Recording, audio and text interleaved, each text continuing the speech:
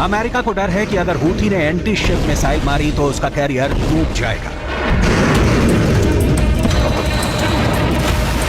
इस वक्त लाल सागर में बहुत आग है। इस वक्त लाल सागर के आसपास बहुत गुस्सा है। इस वक्त लाल सागर में वॉर जोन भड़कने की कगार पर है। 48 घंटों के अंदर लाल सागर, यमन और इजराइल के बीच इतनी चिंगारी नजर आ रही है कि पूरा पश्चिम एशिया गाजा के बाद दूसरे युद्ध में डूब सकता है। अमेरिका ने जब से हूथी विद्रोहियों को टारगेट किया है, उसके 10 लड़ाके मार गिराए हैं। तब से कहा जा रहा है कि खून खून हुआ लाल सागर नए वॉर जोन में अब मचने वाला है महाबवंडर।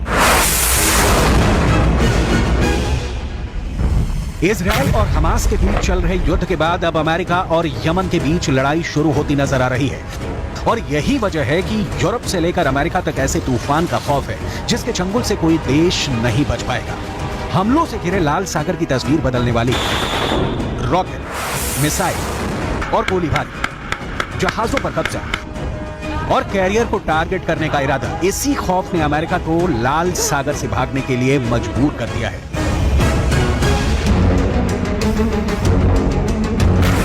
अमेरिका ने लाल सागर से अपने एयरक्राफ्ट कैरियर जेराल्ड फोर्ड को वापस बुलाने का फैसला लिया है। इसके पीछे बस एक डर है कि कहीं यमन के हूथी विद्रोही इस कैरियर को एंटी शिप से ना डुबो दें। लाल सागर में जंग के हालात देखकर कार्गो जहाज चलाने वाली कंपनियों में दहशत है, क्योंकि यमन के हूथी विद्रोहियों ने इजराइल के जहाजों को टारगेट करने का ऐलान कर दिया है और वो ऐसा कर भी रहे हैं। जब अमेरिका से हुई टक्कर के बाद हूथी विद्रोहियों ने कह दिया कि अमेरिका से बहुत खतरनाक बदला लिया जाएगा। अमेरिका और हूथी विद्रोहियों की टक्कर की वजह वो हमला है जिसमें हूथी के 10 लड़ाके मारे गए।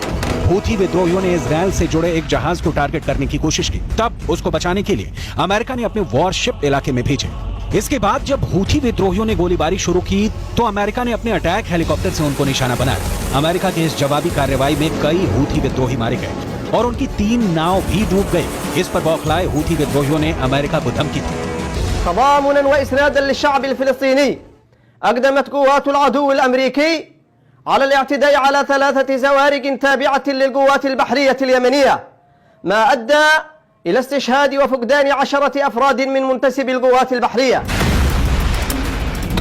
अमेरिका ने एक वीडियो भी जारी किया है जिसमें अमेरिका की नौसेना लगातार लाल सेना में मिसाइलों की बरसात करती नजर आ रही है। واضحا ومعلنا للدول التي تفصل جغرافيا بيننا وبين فلسطين المحتلة لتفتح منافذ مرور وعبور برية ليتحرك مئات الآلاف من أبناء شعبنا للجهاد في فلسطين.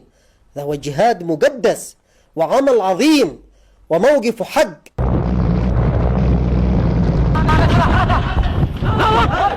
हूथी विद्रोहियों से इजराइल के बाद अब अमेरिका को भी खतरा बढ़ गया है।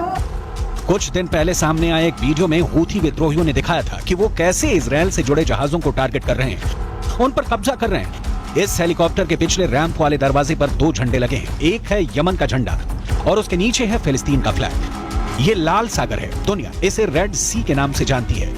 देखिए रेड सी में क्या हुआ। हेलीकॉप्टर किसी तरह जहाज की रफ्तार से रफ्तार मिलाकर आगे बढ़ता है और इस शिप पर उस जगह पहुंचता है जहां ये जहाज पर उतर जाए। लेकिन अचानक इस हेलीकॉप्टर से कमांडो निकलने शुरू हो जाते हैं। जहाज पर हमला होता है और ये कमांडो जहाज पर कब्जा करना शुरू कर देते हैं। AK-47 और बाकी हथियारों से लैस ये कमांडो जहाज पर आगे बढ़ते हैं। हेलीकॉप्टर फौरन जहाज से उड़ जाता है। क्या हो रहा है किसी को नहीं मालूम। ये कमांडो जल्दी से जहाज के ब्रिज की तरफ बढ़ते हैं। ब्रिज यानी वो जगह जहां से पानी के जहाज को कंट्रोल किया जाता है। शिप के स्टाफ की तरफ राइफल ताने ये सभी हमलावर जहाज के ब्रिज में दाखिल होते हैं और फिर क्रू मेंबर हैंड्स अप करके हमलावरों के इस टीम के आगे सरेंडर कर देते हैं। शिप के ब्रिज पर कंट्रोल करने के बाद इन हमलावरों का कब्जा बाकी जहाज पर होने लगता है। ये है जहाज गैलेक्सी लीडर जो लाल सागर से गुजर रहा था और अब यमन के हूथी विद्रोहियों के कब्जे में आ चुका है। उसके चारों तरफ उनकी स्पीड बोट है। जहाज पूरी तरह उनके कंट्रोल में है। हूथी विद्रोही लगातार इजराइल पर हमला कर रहे हैं। वो क्रूज मिसाइल भी फायर कर रहे हैं। बैलिस्टिक मिसाइल से भी इजराइल के दक्षिणी इलाके पर अटैक कर रहे हैं। साथ में इजराइल और अमेरिका को लगातार धमकियां दे रहे हैं। हूथी विद्रोहियों के टारगेट 2 हैं। पहला है इजराइल और दूसरा है अमेरिका। हूथी विद्रोहियों ने इजरायल के शिप को टारगेट करना शुरू कर दिया है। वो अमेरिका को भी अपना दुश्मन नंबर 2 मानता है। अमेरिका भी इस खतरे को समझ गया है, लेकिन अब तक उसने सिर्फ प्रेस कॉन्फ्रेंस में कार्रवाई की बात की है।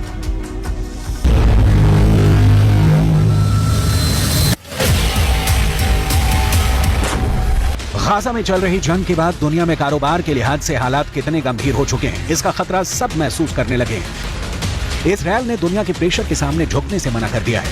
लिहाजा अब हूथी विद्रोही, जिनकी ईरान से बेहद खरीदी है, उन्होंने इजरायल के शिप को टारगेट करने का फैसला किया है। वो जानते हैं कि उनके करीब से गुजरती शिपिंग लेन दुनिया की लाइफलाइन है और यहां पर हमला करने का मतलब इजरायल के गले पर हमला करने जैसा है। आखिर समंदर में ऐसा उबाल क्यों आ रहा है?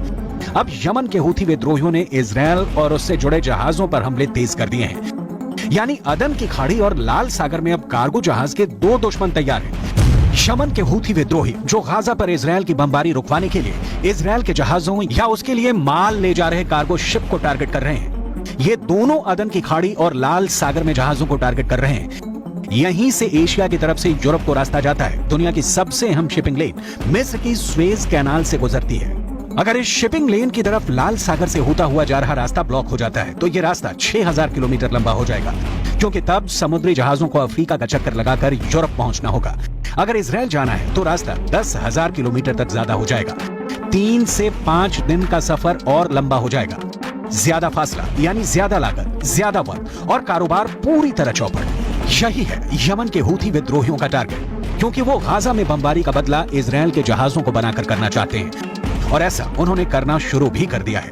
इजरायल के जहाजों पर हमले हो रहे हैं। इजरायल के पोर्ट पर सामान पहुंचाने वाले जहाज भी टारगेट पर हैं। यही वजह है कि अब दुनिया की 5वीं सबसे बड़ी शिपिंग कंपनी मॉक्स ने यह ऐलान कर दिया है कि यूरोप से लेकर चीन तक और पूरे पश्चिम एशिया में अब सबको बहुत डर सताने लगा है। डेनमार्क की कंपनी मॉस्क ने कहा है कि उसके जहाज अब लाल सागर से ना गुजरकर अफ्रीका से होकर यूरोप या फिर भूमध्य सागर में जाएंगे। इसके अलावा उसके पास कोई रास्ता नहीं है। दुनिया की 5वीं बड़ी shipping company Maersk global container market का 15% हिस्सा ऑपरेट करती है। इसके अलावा हपांग लॉयड, जिसके पास शिपिंग कंटेनर का 7% कारोबार है, उसने भी यह कह दिया है कि लाल सागर से गुजरने का उसका फिलहाल कोई इरादा नहीं है। यानी एशिया से यूरोप जाने के लिए यह कंपनी अब मिस्र की स्वेज कैनाल का फिलहाल इस्तेमाल नहीं करेगी। इनके जहाज अब 6000 किलोमीटर लंबा सफर करके यूरोप जाएंगे और इजरायल जाने के लिए 10,000 किलोमीटर ज्यादा फासला तय करेंगे। ऐसा इसलिए हो रहा है क्योंकि गाजा में युद्ध चल रहा है। गाजा में युद्ध इसलिए चल रहा है क्योंकि हमास ने इजरायल पर 7 अक्टूबर को हमला किया और उसके बाद जो तूफान गाजा में आया है उसका असर पूरी दुनिया में नजर आ रहा है।